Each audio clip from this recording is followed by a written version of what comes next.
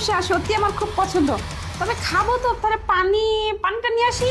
ও পানি, শুনুন, আপনি খাওয়া শুরু করুন, আমি আপনার জন্য পানিটা নিয়ে আসতেছি, ঠিক আছে? আচ্ছা, আচ্ছা, ঠিক আছে। বসুন বসুন, বসে তাড়াতাড়ি খেয়ে নিন। হ্যাঁ, আচ্ছা। আমি এখনই পানি নিয়ে আসতেছি। ঠিক আছে।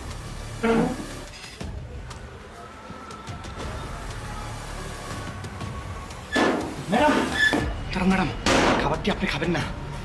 মানে এই খাবারের মধ্যে ম্যাডাম বিষ মিশিয়েছে। কি বলছিস তুই? কি আজে বাজে কথা! বিষ কেন মিশাবে? আমার ননদ আমাকে অনেক ভালোবাসে। এই যে দেখেন, আপনি বলতেছেন আপনি বিশ্বাস করতেছেন না। এই যে দেখেন মদের আরে! মধ্যে এগুলো বিষ। আমি দেখলাম ম্যাডাম আপনার খাবারের মধ্যে আপনাকে ডাক্তার সিঁড়ি দিয়ে বিষ ঢালতেছে। ভেতর থেকে ঢুকে এই মগটা খাবারের উপরে ধরছে আর সবগুলো বিষ এই খাবারের মগের মধ্যে বসে, কিন্তু খাবারের মধ্যে পড়ে নাই। কি বলছিস তুই এগুলো? আমি তো কিছুই বুঝতে পারতেছি না। ও কেন আমাকে মারতে যাবে? ম্যাডাম, ও কিসের জন্য এই কাজ করলো, কেন আপনাকে মারতে যাচ্ছে, আমিও কিছুই বুঝতে পারতেছি না। কিন্তু ছোট ম্যাডাম আমি নিজের চোখে দেখেছি এবং বিষ ওই যে মগটা নিয়ে আসছি, আপনার এই মগের মধ্যে উনি বিষ মিশাইছে নিশ্চয়ই আপনাকে মেরে ফেলার জন্য।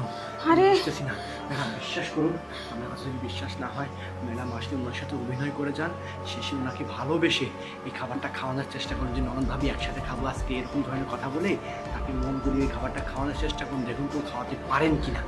আচ্ছা, ধরা পড়ে যাবে। ঠিক আছে, এত বড় কথা। আমি ও, পানি নিয়ে আসছো? এই তো পানি নিয়ে চলে আসছি, এবার খাওয়া শুরু করুন। হ্যাঁ শান্তা, খাবো তো। তবে শান্তা, হ্যাঁ? বলতেছি তুমি তো রান্না করছো এত কষ্ট করে আমার জন্য, তো তুমি খাইছো?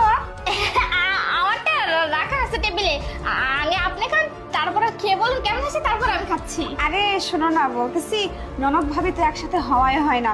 আমি তো বাইরে কাজে থাকি, তুমি বাড়িতে থাকো, একসাথে খাওয়াই হয় না। তো চলো আজকে দুজন মিলে না এক প্লেটে একসঙ্গে খাবো। না না, আপনি এটা কি বলতেছেন? এটা আমি আপনার জন্য নিয়ে আসছি, আগে আপনি খেয়ে বলুন কেমন হয়েছে, তারপর আমি না হয় খাই। আসলে বুঝতেই পারতেছেন, নিজে রান্না করছেন, নিজে তো ভালোই বলবো, তাই না?